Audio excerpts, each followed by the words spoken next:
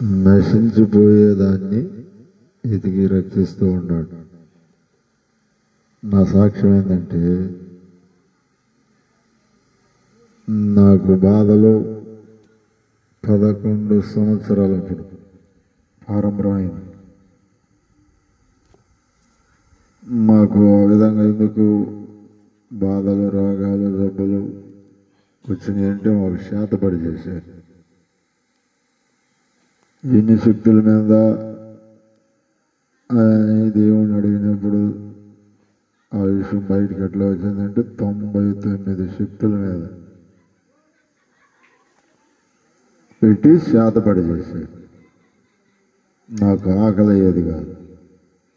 ఈ సమయం ఏ వయసులో 11 సంవత్సరాలు ఎప్పుడు ఆకలి అయ్యేది కాదు. ఈ విధంగా తినటానికి ఉండేది కాదు. నష్టపోయేవాళ్ళు. ఈ విధంగా పీడింపడుతూ కొనసాగుతూ ఉన్నప్పుడు ఆ జ్వరం వస్తే 1 వారం రోజులు పైగా తగ్గేది కాదు. అట్లా సీటాకులకి పోయేది. ఇట్లా జరిగేది. అయినా తగ్గేది కాదు. మళ్ళా అమాస్కి పౌర్ణానికి అన్నట్టుగా చేతబడి చేశారు కనుక ఆహారం తినేదానికి ఆస్కారం లేదు. అయితే చాలా బాధపడ్డా నేను వయసులో.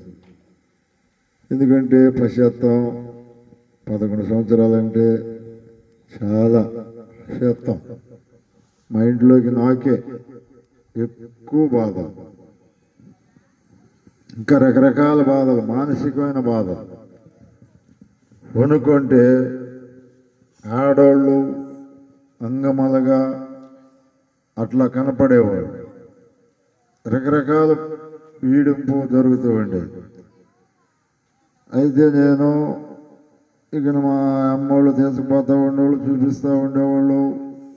కానీ తగ్గేది కాదు.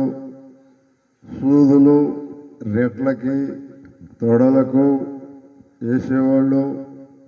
మాకు డబ్బులు లేక కంపౌండర్లు వేస్తే వాళ్ళు బత్తీలో ఆడుకొని అప్పుగా రేపిస్తాం అన్నట్టుగా.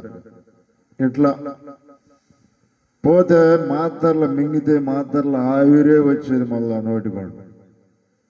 కానీ బాధ మాత్రం నివారణ అయ్యేది కాదు, తగ్గేది కాదు. సరే, అట్లా 6 సంవత్సరాలు చాలా బాధపడుతూ తిరుగుతూ ఉన్నాం. తర్వాత మళ్ళా జరగాక ఎవరు పోతుంటే వాళ్ళతో కూడా పోవడం జరిగేది.